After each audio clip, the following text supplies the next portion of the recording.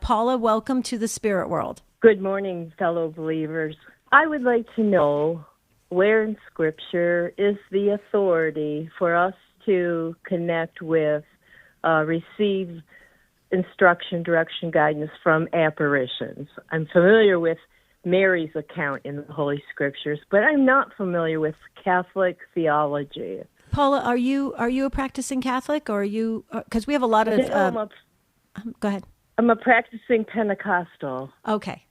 Thank you so much. Adam, would you like to comment first? She's asking about private revelation. Sure.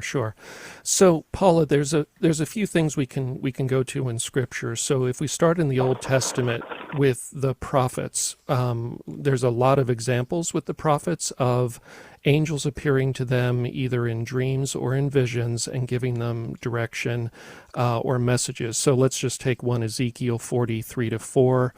When he brought me there, behold, there was a man whose appearance was like bronze, with a line of flax and a measuring reed in his hand, and he was standing in the gateway. And the man said to me, Son of man, look with your eyes and hear with your ears, and set your mind upon all that I shall show you, for you were brought here in order that I might show it to you. Declare all that you see to the house of Israel. So that is likely an angel appearing there. Now, if we go into the New Testament, if we go to Matthew 17:3-4, this is the transfiguration. Now, this is interesting because this is up on the Mount of Transfiguration. So Matthew 17:3-4, and behold, there appeared to them Moses and Elijah talking with him. And Peter said to Jesus, Lord, it is well that we are here. If you wish, I will make 3 booths here, one for you, one for Moses, and one for Elijah. So here's an appearance of 2 figures from the Old Testament that are dead. Mm-hmm. Yeah. And they are appearing, and their very presence is a message, because it's Moses is the law, Elijah represents the prophets. So them appearing with Jesus in a glorified state, just that image itself is a message, and it's saying that Jesus is the confirmation of the law and the prophets. Now, the final one is the most, I think, interesting, and that is Matthew 27:52-53.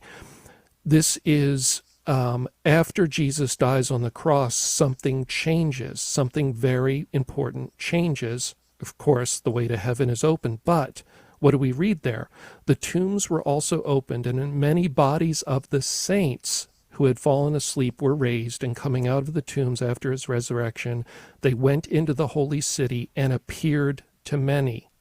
So here we have a description of, after Jesus dies on the cross, the saints appearing to the living. It's telling us they had been asleep until that moment, but after he opened the way to heaven, something changed, and they were appearing to the living. Now, this is probably, of course, there's commentary and debate on this. It's not zombies coming out of the ground, right? They're in a glorified body because they are saints. Saints meaning they're in the beatific vision. And so this Matthew 27, I think, is possibly the most important in understanding this, that after Jesus' death on the cross, something changed in our relationship with the saints. So those are just a few scriptures, Paula, that might help. Very good. Thank you. Sure thing.